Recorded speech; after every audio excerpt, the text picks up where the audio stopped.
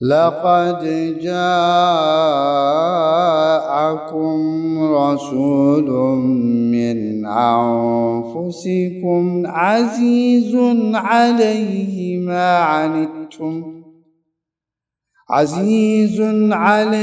ما عنتم حريص عليكم بالمؤمنين رؤوف رحيم.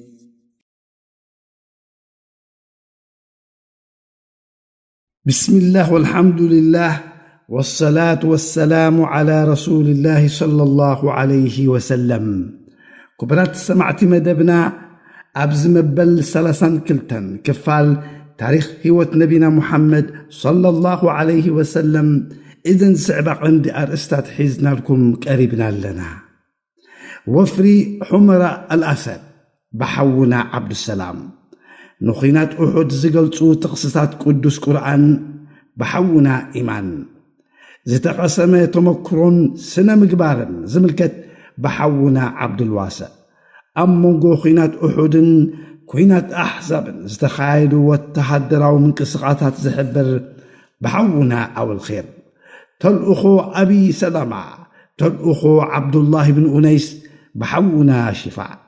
تلأخو الرجيع بحونا أبو هشام زحزن فتصامي إلى معونا بحونا أدهم كان قرب لكم سنعي مكتتال.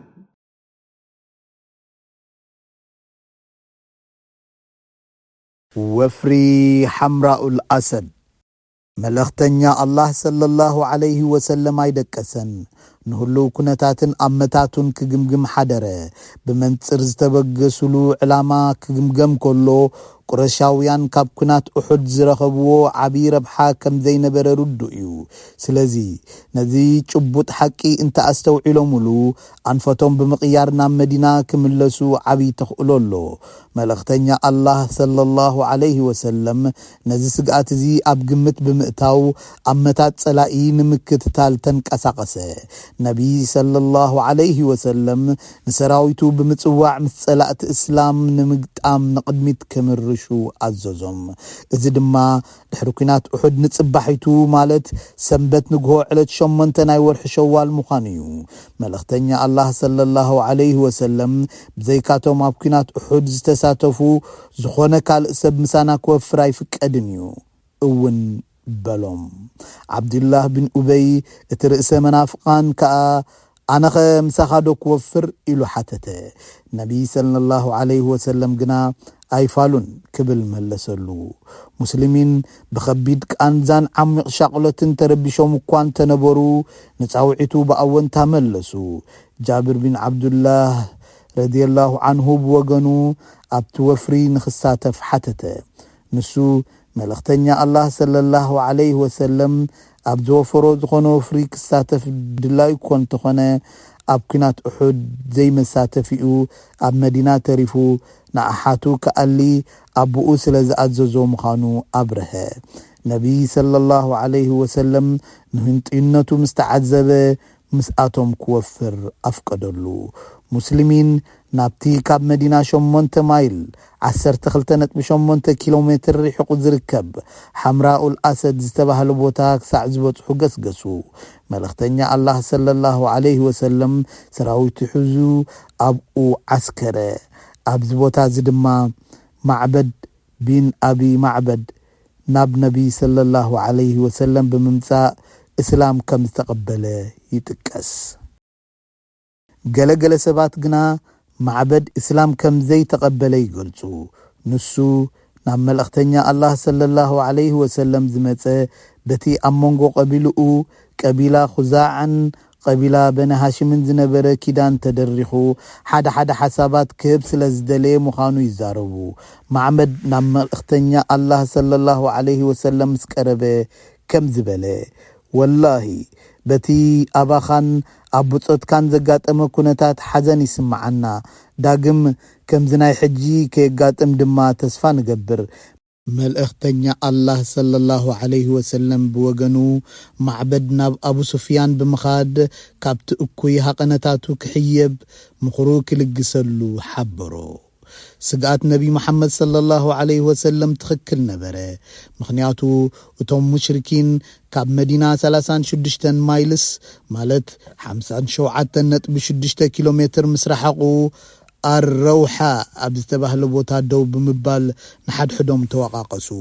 ሓንቲ ጉጅለ ነታ ካልእ ወላ ሓንቲ ገበርኩምን ንሓይልታቶም በታቲንኩም ከተብቅዑ ዕማምኩም ከይፈጸምኩም ገዲፍኩሞም ኬድኩም ዓቕሚ ሰቦም ወዲቦም ዳግም ክቃለስኹም ዝኽእልሉ ህቡባት ሰባት ድማ ኣብ መንጎኦም ኣለዉ። ስለዚ ተመሊስና ንዓኣቶም ንቐትል ንሓይልታቶም ድማ ብምልኣት ንደምስሶ ክትብል ርእይቶ ኣሃበት። ግዳ ሓቂ እቲ ሓሳብ በቲ ነቲ ህሉ ኩነታት ክግንዘቡ ዘይከኣሉ ዘይብሱላት ሰባት ዝተወስደ ህወኽ ስጉምቲ ነበረ። ብርግጽ ንዕቑር ዓቕሚ ክልቲኦም ወገናት ብምምዝዛን ዝተወስደ ስጉምቲ ነበረን። ከምኡ ስለ ዝኾነ እዩ ሓደ ካብቶም ውርያት መራሕቶም ዝነበረ ሰፍዋን ብን ኡመያ ክመልሶም ዝፈተነ ኦ ኣህዛብ ግደፉ፣ ከምዚ ዝበለ ሓደገኛ ተግባር ኣይትፈጽሙ። ንዓይ ነቶም ኣብ ኩናት ዘይተሳተፉ ሰባት ወዲቡ ክመጽኡ ዝብል ስግኣት ይዘለኒ። ስለዚ ዓወትኩም ዓቂብኩም እንተተመለስኩም ይሓይሽ። ኣብዚ ዝበሃል ዘሎ ኩናት እንተኣቲኹም ግና ውጽኢቱ እንታይ ከም ዝኸውን ርግጸኛ ኮይነ ክዛረብ ኣይክእልን። ምናልባት እውን ኣንጻር ረብሓኹም ክኸውን ይኽእል እዩ በሎም። እንተኾነ እቲ ዝበዝሐ ርእይቶ ኩናት ንቐጽል ዝብል ስለ ዝነበረ ርእይቶ ሰፍዋን ብን ኡመያ ተነጽገ። እዝና ኾነ ማዕበድ ብን ኣቡ ማዕበድ ናብቲ ዝነበርዎ ቦታ ብምምጻእ ረኸቦም። ኣቡ ሱፍያን ከኣ ኣብ መገዱ ዝረአዮ ነገር እንተሎ ከካፍሎ ተወከሶ። ማዕበድ ድማ ኮነይሉ ነቲ ኩነታት ኣጋኒኑ ኣቕረበሎም። ኣዝዩ ሓደገኛ ኩነታት ይጽበዮም ምህላው ከምዚ ብምባል ገለጸሎም። መሐመድ ምሳኹም ክገጥም ሓሽከት ተቃለስቲ ሒዙ ይስዕበኩም ኣሎ። ኣነ ብወገነይ ቅድሚ ሕጂ ክንድኡ ዝኣክል ብዝሒ ሰራዊት ርኤ ይፈልጥን። ነቶም ኣብ ኩናት ኡሑድ ዘይተሳተፉ ሰራዊቱ ኣኻኺቡ ናባኹም ይግስግስ ኣሎ። በቲ ዘጋጠሞም ዓብዪ ክሳራ መሪር ጓሂ ስለ ዘለዎም ሓድሽ መጥቃዕቲ ብምፍናው ንክሳርኦም ክድብሱ ይድልየቶም። ብትዕዝብተይ ልብታቶም ብሓያል ቁጥዐን ጽልኣትን ተመሊኡ እዩ ዘሎ። ኣቡ ሱፍያን ወይልኻ ደኣ ንስኻስ እሞ ሕጂ እንታይ ትመኽረና? ማዕበድ ወላሂ ሕጂ ከርክበኩም እዩ። ኣራእስ ኣፍራሳቶም በቲ ማዕጾ እናተቐልቀለ ክትርእይዎ ኢኹም፣ ወይ ድማ ፊተውራሪ ሰራዊቱ ብድሕርቲ ኩርባ ሁሩግ ክብለኩም እዩ። ኣቡ ሱፍያን ወላሂ ንሕና ድማ ንሙስሊሚን ሓይልታቶምን ብምልኣት ክንድምስስ ኣብ ናይ ሓባር ስምምዕ በፂሕና ኢና በለ። ማዕበድ ነዚ ምስ ሰምዐ ኩናት ብምምራጽ ሓደገኛ ስጉምቲ ከይወስዱ ብትሪ ኣጠንቀቖም። ጣዖታውያን ነዚ ሓበሬታ እዚ ምስ ሰምዑ ኩናት ናይ ምግባር ውሳኔኦምን ወኖምን ባይታ ዘበጠ። በንጻሩ ራዕድን ሽበራን መልኦም ስለ ዝኾነ እቲ ውሑስ ኣማራጺ ኣንሳሒብካ ናብ መካ መምላስ ምዃኑ ኣመኑ። በዚ ግና ኣይተገትኡን። ሰራዊት ሙስሊሚን ኣሰር እግሮም ስዒቡ ሓደጋ ንኸይወድቆም ኣብ ልሙድ ፕሮፓጋንዳዊ ዘመትኦም ተጸምዱ። ከም መርኣይኡ መራሒ ሰራዊት ቁሬሽ ኣቡ ሱፍያን ነቲ ናብ መዲና ዝኸይድ ዝነበረ ቃፍላይ ዓብዱልቀይስ ብምርካብ ናብ ነቢ ሙሐመድ ሰለላሁ ዐለይሂ ወሰለም መልእኽቲ ኸብጽሓሉ ተማሕጸኖም። ነዚ ውዕለት እዚ እንተውዒሎሙሉ ኣብ ዝቕጽል ዓመት ናብ ዑካዝ ኣብ ዝመጽእ ግዜ ንቓፍላዮም ዘቢባ ጽዒኑ ከፋንዎ ምዃኑ ቃል ኣተወሎም። ብሓሳቡ ከም ዝተሰማምዑ ምስ ገለጹ መካውያን ንነቢ መሐመድ ሰለላሁ ዐለይሂ ወሰለም ብጾቱን ንምድምሳስ ሰራዊቶም ኣኻኺቦም ከም ዘለዉ ኣምሲሎም ከውርየሉ ሓበሮም። እቶም ሰብ ቃፍላይ ናብ ሓምራኡል ኣሰድ ምስ በጽሑ ከም ዝተባህልዎ ገበሩ። እንተኾነ እቲ ወረ ንሙስሊሚን ከርዕዶም ሲትረፍ ዕጥጥ እውን ኣይበሎምን። በንጻሩ እምነቶም ዝያዳ ከዓቢ ተራእየ። إن الناس قد جمعوا لكم فاخشوهم فزادهم إيمانا وقالوا حسبنا الله ونعم الوكيل فانقلبوا بنعمة من الله وفضل لم يمسسهم سوء واتبعوا رضوان الله والله ذو فضل عظيم. مبرهي ترجم سبات جزوف سراويتات داليوم أنصاركم تأكيبهم علومو نعم زخون عقمي سلزيبلكم فرهوهم بلوهم يقداس اتمتن كغتان مفارارحن من قايبلو من زيادة امند اوسخهم نساتهم دما نعنات زبلت وكيل قدايات زخون الله يأخلنا يبلو بتسقى اللهن لكسون زخون حماق نقر كيتن كفهم لعلواي إيد شبيت تملسو رديت الله وانتختلو الله كأبعال عبي لكسيو. سورة العمران 373 كساب 174 اتقافلاي ناب حمراء الأسد زبصحلو معالتي سنبت يزنبره بدحرزي معالتزي ملختنيا الله صلى الله عليه وسلم أبقون 3 معالتات مالت سوني سولوسن ربعن كابت شعات تخساب 11 شوال نايسال ساي عامة هجرة أبو بمتصنح نام مدينة تملسة كقدم مملاسهم أبو عزاء الجماحي ما رخوه إذا سبزي بتنبرو كقلت قطمن كنيتاتن أنصار إسلام مسلمين كنات ذساور زنبر سبيو أب كنات بدر تماريخ كوانت نبره ملختنيا الله صلى الله عليه وسلم ندخنتن بزحدقون أب قمت بمئتاو متنكغتاهيبو نتسا لقيقو نبره نسوغنا قالوا أي حلون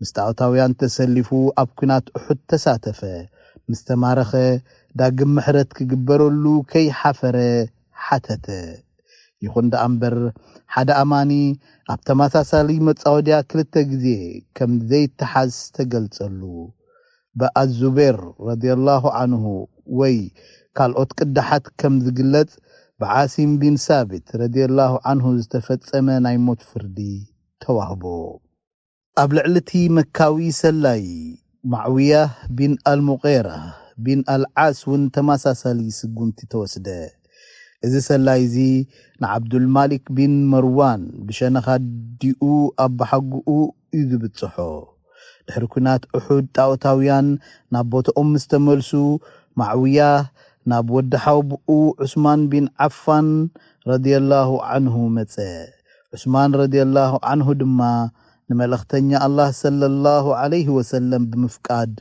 وحسنت هابو دحري 3 معالتات أم مدينة انت ترخبوغنا نايموت فردي كوهابو مخانو زحبر كبيد متنكقتات وهبو نسوغن بو أيتما أززن سراويت مسلمين نوفري كاب مدينة مسوطو نغريشاويان زقلقل سلاياوي تكبارات النفتسمة لعلي 3 معالتات صنحة سراويت مسلمين نام مدينة مستملسة قبروز فلت معوية هدما تتححزو ملختنيا الله صلى الله عليه وسلم دما نزيد بن حارثة عمار بن ياسر الله يرضي لهم ددحريو سعيبهم سقمتيك وسدلو أززهم بزد ما معوية نايموت فردو تقبله وفري حمراء الأسد رؤسو زخأل حدش وفري زي كونه أكال وي مقتصلتا كنات أحديو كنات أحد بقر مس كل مدرخات زرزرات نزي مسل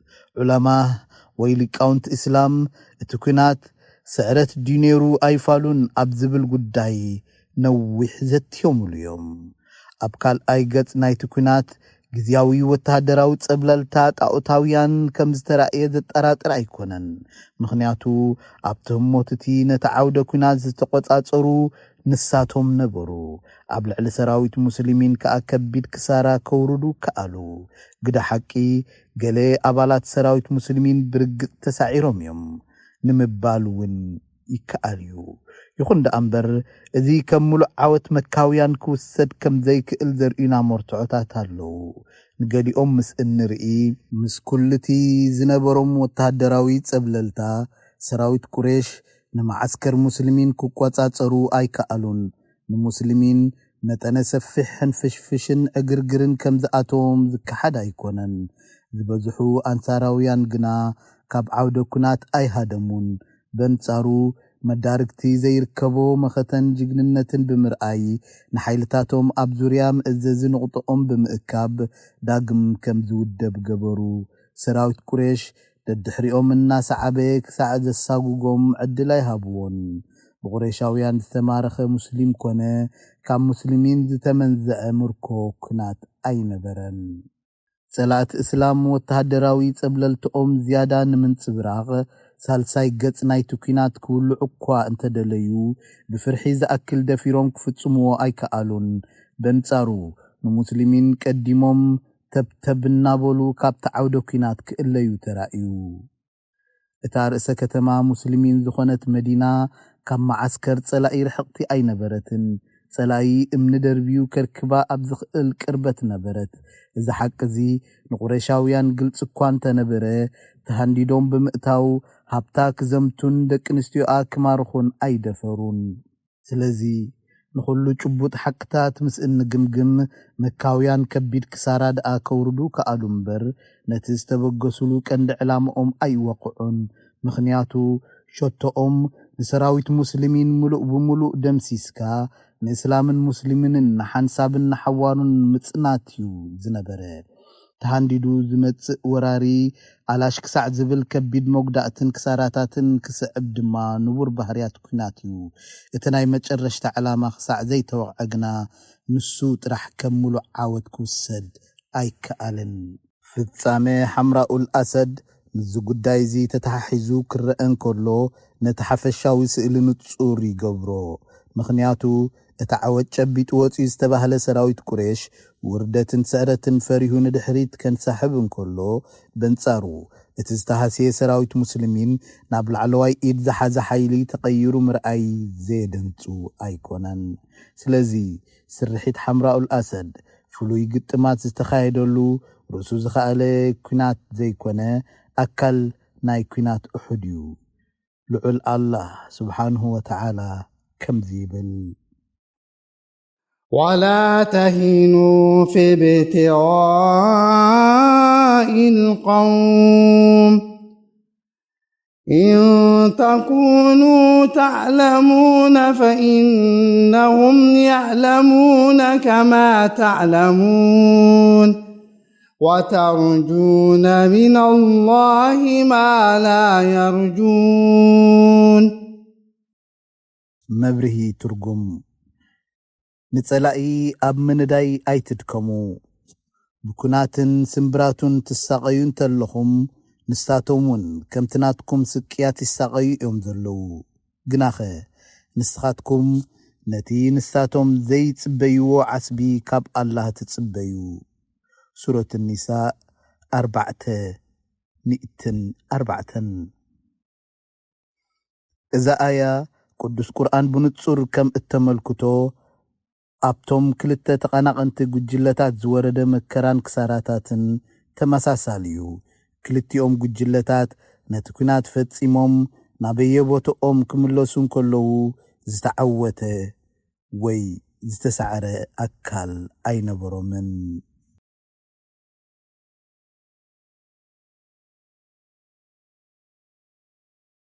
ንኹናት ውሑድ ዝገልጹ ጥቕስታት ቅዱስ ቁርኣን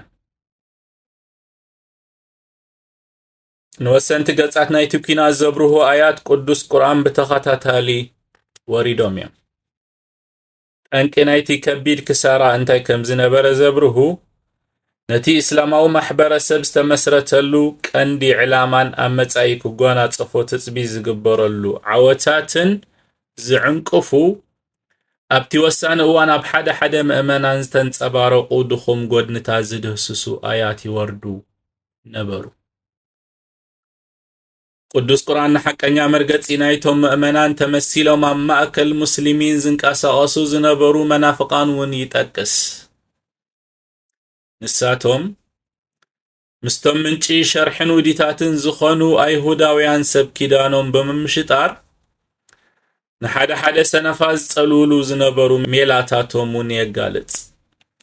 መበገሲ ናይቲ ብተጠራጣርነትን ተቃውሞን ዝልለ ርእይቶታቶም ኣብ ኣላህን መልእኽተኛኡን ዝነበሮም ጽልእን ተጻብኦን ምዃኑን የነጽር። እቲ እናሓደረ ዝጐልሕ ዘደንቕ ውሳነ ኣላህ ከምኡውን እቲ ምስ ፍጻሜታት ኩናት እሑድ ዝተወቅዐ ሸቶታት ቅዱስ ቁርኣን ኣስፊሑ ካብ ዘለዓሎም ዛዕባታት እዮም። ንቐዳማይ ገጽ ናይቲ ኩናት ዝድህስሱ 60 ኣያት ድማ ወረዱ። وإذ غدوت من أهلك تبوئ المؤمنين مقاعد للقتال. مبروه ترجم او محمد نمأمنا نوقع أحد زقات مولو مزاقبهم كتودب كاب سدرا بيت كانجيه كاز وطاكالو وان ذكر. سورة العمران. أما زازم ناي سورة العمران كانوا تسعيت نايتو كينات مرالون نتنزم الكتات تقاللي حتى يقرب. ما كان الله ليذر المؤمنين على ما أنتم عليه حتى يميز الخبيث من الطيب وما كان الله ليطلعكم على الغيب ولكن الله يجتبي من رسله من يشاء فآمنوا بالله ورسله وإن تؤمنوا وتتقوا فلكم أجر عظيم. مبروه ترجم. الله نتوكي كاب تطعي كيف ليه نمأمنا نابز حجز الله خمو زبرغ زبالة حق أنيا آمان منافقا بنتصر زيت قهدلو كونتات أي قد فومنيو. الله نتنفليات بعلو زمرت أم الأختنياتاتو وي نبياتو طرح بواحي وي رأيز قلصو سور مستيرات وي غيب زي الرأي تقل علكم ون أيكونن نسخاتكم بتمز فتقرو فتنتات إخم اتلاليوم يقداس الله نتزير رأي نقر كفلطو كامل أختنياتاتو نتزدليو يمرت سلازي بالله الملختنياتاتون امنوا انت امنكمنا الله انت فرحكم دما عبي عسبي لكم. سورة العمران.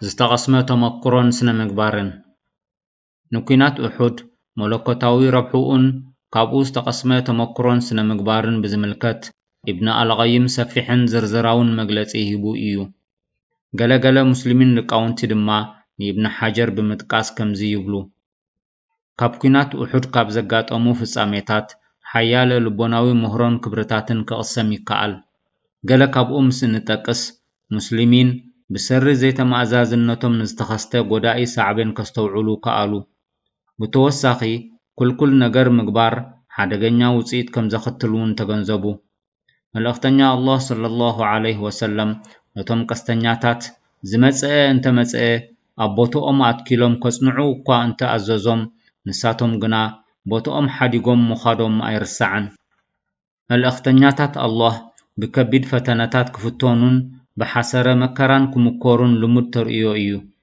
እዚ ግና ብዘይ መለኮታዊ ጥበብ ወይ ሕክማ ኣይኮነን ምኽንያቱ ወትሩ ዝዕወቱ እንተኾይኖም ብዓወታቶም ጥራሕ ተደሪኾም بحق زي أمنو سباتون كتنبروهم تقولو ألو سلازوخانة نتوم حقنياتات مؤمنان كابتوم كالوؤت نمفلاي أتسقامي يخون بتمساسالي قد سالي زسعارو انتخوينوم دما اتيز تلاقلو تلقو تفتسامنت تايركبن سلازي كلتيو أقات آميتات زخصوتولو مغنيات أب مسرح قعزو حقنياتاتن مدناغرتن سبات بنتصور نكم ميو إيو قدمي كونات أحد زنبرا كوناتات مسن نقمقم ኣምሰልነት ናይቶም ሙናፊቂን ንሙስሊሚን ሕቡእ ነበረ። ኩናት ውሑድ ምስ ኣጋጠመ ግና ነቲ ሓቀኛ ባህርያቶም ስለ ዘንጸባረቑ ሕቡእ መንነቶም ንሙስሊሚን ተጋህደ። ስለዚ ኣብ ግዳም ጥራሕ ዘይኮነ ኣብ ውሽጢ ምድሪ ቤቶም ከይተረፈ ጸላእቲ ከም ዘለውዎም ፈለጡ። በዚ ድማ ነቲ ኣብ መጻኢ ክኽሰት ዝኽእል ተኽእሎታት ክዳለውን ንነገራት ብንቕሓት ክከታተሉን ኣኽኣሎም። አላህ ስብሓነሁ ወተዓላ ኣብ ገለገለ እዋናት ዓወት ንእዋኑ ከም ዝድንጉዮም ብምግባር ኣብ ልብታቶም ንዝቕልቀል ባእታታት ጀሃራን ትዕቢትን ይቋጻጸረሎምን የወግደሎምን። ብተወሳኺ ኣብ እዋን ፈተነ መለለዩታት ምእመናን ትዕግስትን ተጻዋርነትን እዩ። እቲ ኣምሰሉ ግና ብተርባፅን ሓዘንን እዩ ዝወሓጥ። በዚ ድማ ናይ ክልቲኦም ወገናት ሓቀኛ ሰብኣዊ መንነቶም ጐሊሑ ይወፅእ። ልዑል አላህ ስብሓነሁ ወተዓላ ኣብታ ዳሕረወይቲ ዓለም ንምእመናን ባሮቱ ኣዳልይዎ ዘሎ መንበሪ ብዘይ መጠን ክቡር እዩ። ግብሪ ወዲ ሰብ ፍጹምነት ስለ ዘይብሉ ነቲ ልዑል ዝደረጅኡ ስፍራ ብሰናይ ግብርታቶም ጥራሕ ክውንንዎ ዝከኣል ኣይኮነን። ስለ ዝኾነ ሩህሩህ አላህ በቲ ሰፊሕ ለውሃቱን ምሕረቱን ብዝተፈላለዩ ፈተናታት ከም ዝሓልፉ ብምግባር ደረጃኦም ክብ የብለሎም። ሸሃዳ ወይ መስዋዕትነት ድማ እቶም ብኣውልያ አላህ ዝፍለጡ ሳሊሒን ወይ ጻድቃናት ጥራሕ ዝጓናጸፍዎ ልዑል ደረጃ እዩ። አላህ ብሰንኪቲ ከሓድያን ኣብ ልዕልቶም ቁኑዓት ባሮቱ ዝገብርዎ ጭኮናን ግህሰትን ክቆጽዖም ምስ ደለየ ግቡእ መፈጸምቶኦም ዝረኽብሉ ጠንቅታት የዳልወሎም። ብኡ ገይሩ ከዓ ኣበሳታት ኣመንቱ ይሓጽብ፣ ኣብ ርእሲ ከሓድያን እውን የቐምጦም።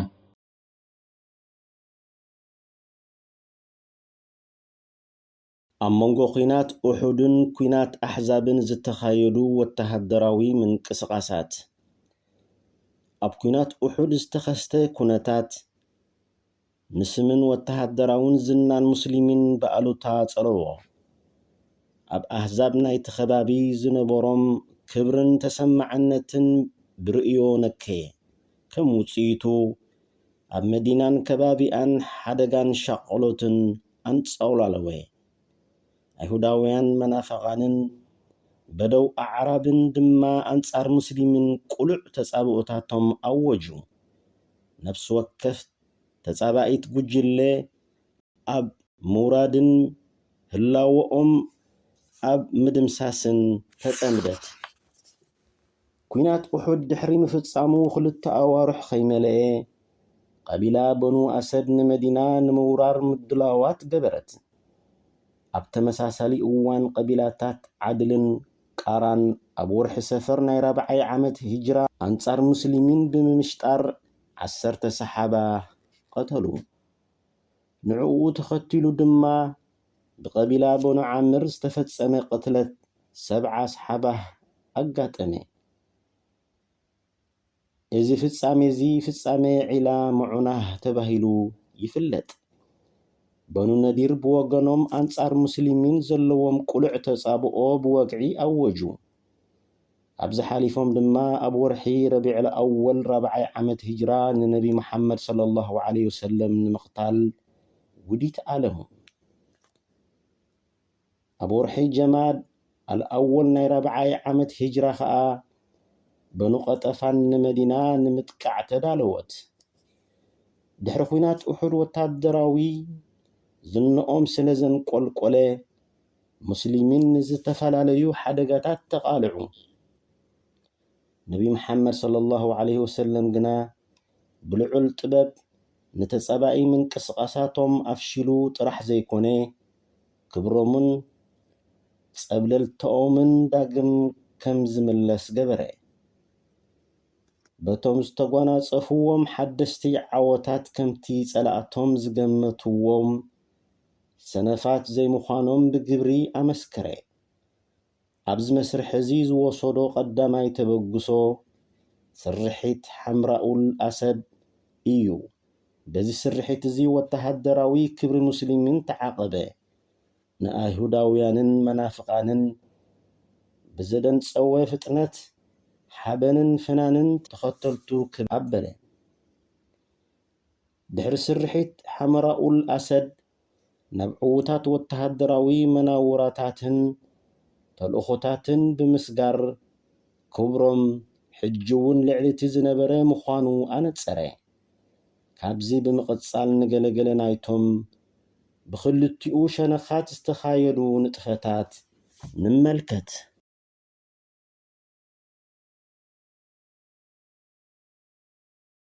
تلوخو أبو سلمة دحرو كنات أحد أنصار مسلمين عتيقا سنسد قبيلة بنو أسد بن خزيمة نبرت الحان سلامان زبهالو كلتيوم دكي خويليد ولنتنياتا تقالستي حيزوم مسمى لقتنيا الله صلى الله عليه وسلم كقطمو كمز تلعلو زحبر ورطاتنا مدينة بسحي نبي صلى الله عليه وسلم كصبتاوي ملس قبرين مهب بأبو سلامة زمرحو 150 أنصاريان مهاجرين تقالستي زحزت قانتا لأخي اتي بنبي صلى الله عليه وسلم استمزز مراحي نبني أسد بن خزيمة بزلنق هندبت نتجينا خيتا بقصن كله أبوش تعدم هرق بلوم بودما فتنهم أفشلي ني مسرعن بتاتينو نتريتهم ماريخو تملسي أبو سلامة أبكنات أحد زقاتهم مقصلتي تساوي رئيو نابت سرحي توفري دحرزي وفرزي غا نوي حيث أنحن بسنكيت زنبورو كبير مقصلتي موتي إذ وفرزي أب محرم رابعي حمة هجرة استفتسمي نبري تلوخو عبد الله بن أنيس ألا تحمشت محرمنا يا رابعي عمة هجرة خالد بن سفيان الهزالي ني مزاقب مسلمين كتكع سراويت كم زدالوي تسمعي نزيس صعبو زين مفشل نبي صلى الله عليه وسلم نا عبد الله بن أنيس رضي الله عنه لأخو اتيو تهدروا مراحي مسلمين نعسرت شمونت معالتا توفيرو دعر مقناي نمراحنايتم عمس قنصيلو نرؤس حيزو بعاوتنا مدينة تملسي نسوق من مزامو ورح محرم شوعات معالتي يقدمو يو ناب مدينة زاتوي نبي صلى الله عليه وسلم كم مرآيا النغوتو بتري هبو أب معالتي تنساي إذا نعين نعخان ملاليت ملكت كتكون الناياد مابلو عبد الله رضي الله عنه كموتن كله اتابتري أب مغنزيو أتيوم مسوخ قبروا تمحت المنبارو يذكر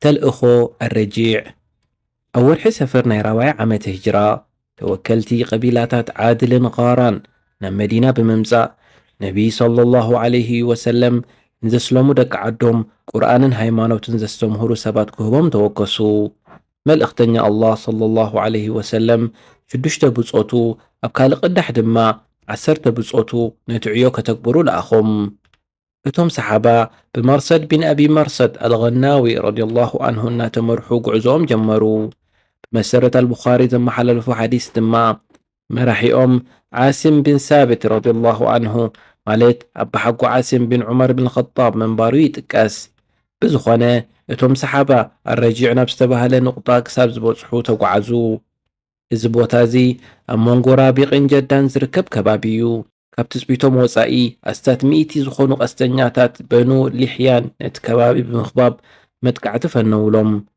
اتهم مسلمين كابتهان دبتاو متقعت مملات نبريخ بوتا ديبو نايت كبابي بدو أعراب هجر السبات نقو حسوم وقال انت أتولهم عاصم رضي الله عنه كابت بريخ بوتا كم زي وردو أفلت نسون شدشت أبالاتون كسعز قتلو دما بصنعات تقالسو اتهم بهوت استرفو خبيب زيد بن أدسينهن هذا كالئن إيوم اتهم بدو أعراب حجونتهم استرفو حسنت كهبوهم مخانهم تزاربو نساتهم دما نحسابهم تقبلو انت خونه مسلمين كابت استرطروا أيواتون اتهم بدو نقالهم بمعصاف بأقماد أسروهم اتسال سايسب نقالهم بمطلامهم أتريرو وقصهم نكي أسرو دما تقالسه سلازي بقتا قتلوه اتهم استرفو كلته أبكينات بدر كابتم نعبيت قريشاوين مرحت زقتولو سب منبارهم نمكا كيدوم شطوهم خبيب رضي الله عنه هذا كابتم استشهدوا كلتا سباتيو قريشاوين مستقبلوه نقرب اوان كيدوم أصنحوه تحرقنا بسقلت قتل بملؤ دمسي تسمامعو نخسقلوه كابت قدس بوتا ناب التنعيم استبهل بوتا وصلوه أبزي زازي كلتا ركعات كسجد حتى سجيدو مسودة نابتم سقلتو قلت بلمو نموت زفرحكو كي مسلكم ساقي أمبر سقداني من وحكاني يرى بلوم قد مفتسامي وقعي مالت قتلت محنغتي بموت استفرد سب ክልተ ረክዓት ምስጋድ ኹበይብ ረዲየላሁ አንሁ ዝጀመሮ እዩ። ቀፂሉ ኹበይብ ኦ አላህ ሓደ ብሓደ ቁፀሮም ሓደ ከየትረፍካ ድማ ኣጽንቶም በለ። ቀፂሉ ኣብቲ ናይ መከራ ሰዓት ንተፃወርነቱን ኣብ ኣላህ ዝነበሮ ጽኑዕ እምነትን ዝገልጽ ኣባይቲ ግጥሚ በቲ ርቱዕ ኣንደበቱ ደገመ። ኣሕዛብ ቀቢላታቶም ኣንጻረይ ኣኻኸቡ ክመጽእ ንዝኽእል ንኹሉ ዓደሙ። ቆልዑታቶም ኣንስቶም ኣብ ልዕለይ ዓጎጉ ኣብ በሪኽ ጉንድኦም ብጽኑዕ ተኣሰርኩ። ብስቅያተይን ደገፍ ኣልቦነተይን ናብ ኣላህ እጠርዕ እንተላይ በቲ ዝተዋደደለይ ናይ ሞት ጽዋዕ ጎይታ ዝፋን ኣንጻር ውጥናቶም ሃበኒ ተፃወርነት። ኣካላተይ በብቑሩብ መታተርዎ እኽለማይ እውን ሓረሙኒ። ንሳቶም ክሕደት ይፈቕዱለይ ንዓይ ግን ሞት ይሕሸኒ። ንብዓተ ዒንተይ ተንከባለለ ኣይኮነን ግና ካብ ፍርሒ። ሙስሊም ኮይነ ሙማተይ ወላሂ ዘየፍርሐኒ። ምእንቲ ኣላህ ክሳዕ ዝኾነ በየናይ ጎድኒ እወድቕ ከቶ ናይገደሰኒ። ተንበርክኽነተይ ኣይንፀባረቕን ፍጹም ንጸላኢ ጎይታ ብፍቓዱ ክባርኾን ድዩ ዝጎዛዘየ መሓውረይ ከምኡውን ዝተሰብረ መላጋቦታተይ። ኣቡ ሱፍያን ነዚ ምስ ሰምዐ ሙሓመድ ክሳዱ ንክጉደም ኣቦታኻ እንተ ዝትካእ ንስኻ ድማ ምስ ተራቤትካ ተሓቋቂፍካ እንተ ትጸንሕሲ ባህዶ ኣይምበለካን በሎ። ኹበይብ ረዲየላሁ አንሁ ከዓ ወላሂ ኣይፋሉን ንሱ ንዘለኽዎ ቦታ ክትክእሲ ይትረፍ ኣነ ምስ ስድራ ቤተይ እንከለኹ እውን ይኹን ኣብ ዘለዎ ቦታ እሾኽ ክትወቅኦ ኣይፈቱን እየ ክብል መለሰ። ኣብ ኩናት በድር ኹበይብ ረዲየላሁ አንሁ ንኣቦ ዕቁባ ቀቲልዎ ብምንባሩ ዕቁባ ቢን አልሓሪት ንኹበይብ መስቀልቲ ቀትሎ ቁረሻውያን ኣዘዙ። ሬሳኡ ንከይቅበር ዝሕሉ ሰብ ከም ዝመደቡ እውን ይዝከር። እንተኾነ ዓምር ቢን ኡመያ ኣደምሪ ብግዜ ለይቲ ብምስጢር ናብቲ ቦታ ብምምጻእ ኣለዮ። እቲ ወቕቲ እቲ ኣብ መከወላ እውን ሓንቲ ንጽል ተምሪ ዘይትርከበሉ ወቕቲ እኳ እንተነበረ ጸኒሑ ከም ተገልጸ ግና ኹበይብ ቀቅድሚ ስቕለቱ ዘለላ ወይኒ እናበልዐ ተረእየ። እዚ ድማ ካልእ ዘይኮነ ልዑል ኣላህ ስብሓንሁ ወተዓላ ካብቲ ሰፊሕ ሽሻዩ ዝለገሰሉ ፍሉይ ህያብ እዩ። ንዘይድ ቢን ኣደሲና ረዲየላሁ አንሁ ድማ ሰፍዋን ቢን ኡመያ ዓደጎሞ ሕነ ቅትለት ኣቡኡን ምፍዳይ ቀተሎ። ሓደ ካብ ዓበይቲ ዓዶም ብዓሲም ረዲየላሁ አንሁ ዝተቐተሎም ቁረሻውያን ቅትለቱ ንምርግጋጽ ገለ ክፋል ኣካላቱ ካብ ሬሱ ቆሪጹ ዘምዝኣሎም ሰብ ረኣኹ። ይኹን ደኣ እምበር ድሌቶም ብቐሊሉ ክፍጽሙ ኣይከኣሉን። ምኽንያቱ ኢዶም ንከየንብሩሉ ዕስለ ዕኮታት ንሬስኡ ከም ዋልታ ኮይኖም ተኸላኸሉሉ። ዓሲም ረዲየላሁ አንሁ ጣዖታውያን ከይትንክፍዎን ንሱ ድማ ከይቀርቦም ምስ ኣላህ መብፅዓ ኣትዩ ምንባሩ ይጥቀስ። ዑመር ረዲየላሁ አንሁ ነቲ ኩነታት ምስ ሰምዖ ኣላህ ንኣማኒ ባሪኡ ከምቲ ብሂወቱ ከሎ ዝሕልዎ ድሕሪ ሞቱ እውን ይከላኸለሉ እዩ ክብል ርእይቱ ሃበ።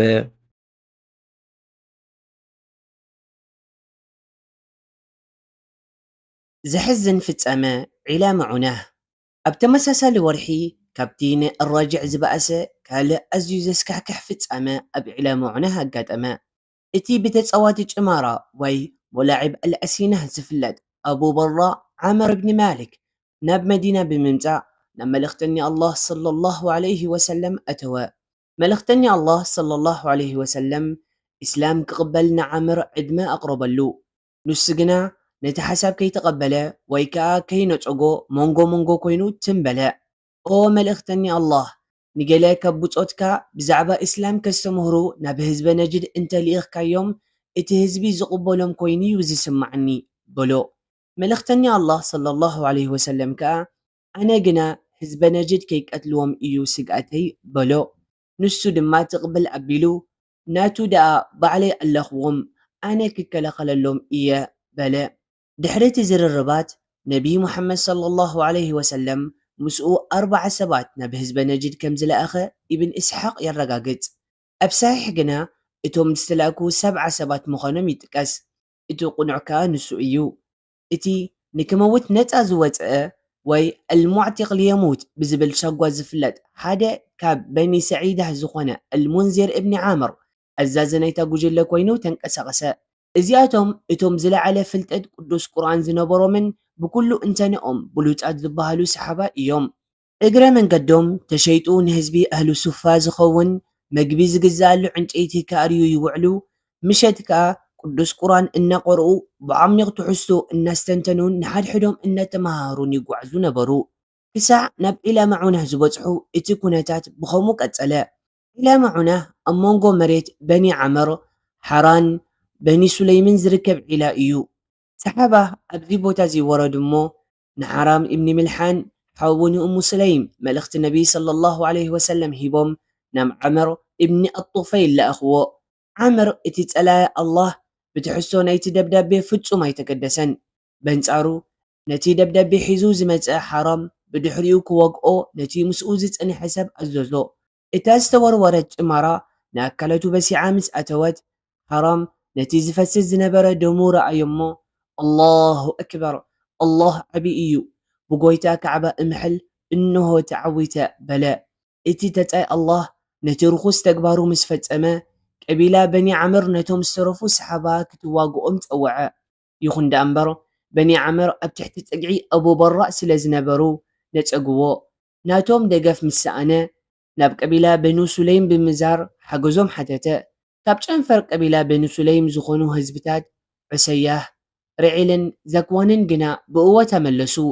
እቶም ኣብዚ ተፀበይዎ ከበባ ጣዖታውያን ዝኣተዉ ብፆት ነቢ ሰለላሁ ዐለይሂ ወሰለም ብምልኦም ክሳዕ ዝስውኡ ብጽንዓት ተዋግኡ። ካብኣቶም ብህይወት ዝወፀ ከዓብ ኢብኒ ዘይድ አነጃር ረዲየላሁ ዐንሁ ጥራሕ ነበረ። ንሱ እውን ብኸቢድ ስለ ዝቆሰለ ድሓር ተሰኪሞም ዘውፅእዎ እዩ። ኣብ ኩናት አልኸንደቅ ክሳዕ ዝስዋእ ድማ ብህይወት ነበረ። ዓምር ብኒ ኡመያህ አደምሪን አልሙንዚር ብኒ ዑቅባህ እብኒ ዓምሮን አላህ ይርضየሎም ኣብ ርሑቕ ቦታ ኮይኖም ጥሪት ሙስሊሚን ይሕልው ነበሩ። ንሳቶም ኣብ ልዕሊ እቲ ዓውደ ኩናት ኣዕዋፍ ክዝምብያ ብማዕዶ ምስ ረኣዩ ናብቲ ቦታ እናጎየዩ ከዱ። አልሙንዚር ረዲየላሁ ዐንሁ ኣብኡ ምስ በፅሐ ግዜ ከይወሰደ ኣብቲ ኩናት ተፀንበረ እሞ ኣብኡ ተሰውአ። ዓምር ብን ኡመያህ ግና ተማረኸ። እንተኾነ ዓምር ወይ እቲ መራሒ ኩናት እቲ ሙሩኽ ካብ ቀቢላ ሙዳር ምዃኑ ምስ ፈለጠ ፀጉሩ ላፅዩ ኣፋነዎ። ከምኡ ዝገበረሉ ምክንያት ድማ ኣዲኡ ባርያ ነፃ ክትለቅቕ ብዝነበራ መብፅዓ ተደሪኹ እዩ። ዓምር ብን ኡመያህ ረዲየላሁ ዐንሁ ናብ ነቢይ ሰለላሁ ዐለይሂ ወሰለም ተመሊሱ ነቲ 7 ብሉፃት ሰሓባ ዝተቐተልሉ ዝሕዝን ፍጻመ ሓበሮ። እቲ ዘጋጠመ ከቢድ ዕንወት ከዓ ንኩናት ኡሑድ ኣዘኻኸረ። ንክልቲኡ ፍጻሜታት ዝፈሊ ረቑሒ እንተሎ ስዋኣት ኡሑድ ኣብ ቁሉዕ ኩናት ክስውኡ ከለዉ በንጻሩ ስዋኣት ዒላ መዑናህ ግና ብሸርሕን ተንኮልን ተጸባእቲ እዮም ተቐቲሎም። ድሕሪ እቲ ዘሕዝን ፍጻመ ዓምር ብን ኡመያህ ረዲየላሁ ዐንሁ ናብ غርغራ እናተመለሰ እንከሎ ኣብ ጽላል ናይ ሓንቲ ኦም ኣዕረፈ። ጽንሕ ኢሎም ካብ በኒ ኪላብ ዝኾኑ ክልተ ሰባት ናብታ ዝነበራ ጽላል ብምምጻእ ምስኡ ሓበሩ። ዓምር ብፍጻመ ዒላ መዑናህ ኣዝዩ ግሂው ስለ ዝነበረ ሕነ ገለ ብፆቱ እንተፈደኹ ኢሉ ብምሕሳብ እቶም ሰባት ምስ ደቀሱ ንክልቲኦም ቀተሎም። ይኹን ዳ እምበር ነቢይ ሰለላሁ ዐለይሂ ወሰለም ነቶም ሰባት ውሕስነት ሂብዎም ምንባሩ ድሒሩ ፈለጠ። ነቲ ዝፈጸሞ ተግባር ናብ መልእኽተኒ አላህ ሰለላሁ ዐለይሂ ወሰለም ከይዱ ሓበረ። መልእኽተኒ አላህ ሰለላሁ ዐለይሂ ወሰለም ጋር ነብሶም ክኸፍሎ ዝግባኣኒ ክልተ ሰባት ቀተልካ በሎ። ካብ ሙስሊሚንን ኣይሁድ ሰብ ኪዳኖምን ከዓ ንዕኡ ዝኸውን ገንዘብ ኣብ ምእካብ ተጸምደ። ነቢይ ሙሐመድ ሰለላሁ ዐለይሂ ወሰለም በቲ ኣብ ኣረጅዕን ዒላ መዑናህን ኣብ ሓፂር እዋን ተኸታቲሉ ዝገጥመ ፍጻሜታት ኣዝዩ ሓዘነ። ኣንጻር እቶም ንብፆቱ ዝቐተሉ ሰባት ቀቢላታቶምን ዱዓ ገበረ። ኣነስ ኣብ ዝመሓላለፉ ሓዲስ መልእኽተኒ አላህ ሰለላሁ ዐለይሂ ወሰለም ኣንጻርቶም ኣብ ዒላ መዑናህ ንብፆቱ ዝቐተሉ ሰባት ብዘይምቁራፅ ን30 ተኸታታሊ መዓልታት ዱዓ ከም ዝገበረ ይጥቀስ። ኣብ ነፍሲ ወከፍ ሰላት ፈጅር ወይ ስግደት ወጋሕታ ቁጥዐ አላህ ኣብ ልዕሊ ረዒል፣ ዘክዋን፣ ልሕያንን ዑሰያህን ክወርድ ዱዓታቱ ኣብፅሐ። ዑሰያህ ንአላህን መልእኽተኒኡን ካብ ምምእዛዝ ሓንገደት ድማ ይብል ነበረ። ስለዚ ልዑል አላህ ስብሓንሁ ወተዓላ ናብ መልእኽተኒኡ ኣያት ቅዱስ ቁርኣን ለኣኸ። ክሳዕ ብትእዛዝ አላህ ዝስረዝ ወይ ዝንሰኽ ደጋጊምና ንቆርኦ ነበርና። ንጎይታና ከም ዝረኸብናዮ ንህዝብና ሓብሩ። ንሱ በኣና ረضየ ንዓና ድማ ኣርضየና። ብድሕሪ እዚ መልእኽተኒ አላህ ሰለላሁ ዐለይሂ ወሰለም ነቲ ብተኸታታሊ ክካይዶ ዝወርሐ ዱዓ ኣቋረፆ። ክቡራት ተኸታተልቲ መደብና ኣብዚ ናይ ሎሚ ዘቕረብናዮ ታሪክ ነቢና ሙሐመድ ሰለላሁ ዐለይሂ ወሰለም ብዙሕ ኣስተምህሮ ቀሲምኩም ክትኮኑ ብዙሕ እንዳተተስፈና ስጋብ ኣብ ቀጻሊ ትሕዝቶና ንራኸብ። ብሰላም ኩኑ። ወሰለላሁ ዐላ ነቢና ሙሐመድ ወዐላ አሊሂ ወሰሕቢሂ ወሰለም። ወሰላሙ ዐለይኩም ወረሕመቱላሂ ወበረካቱ።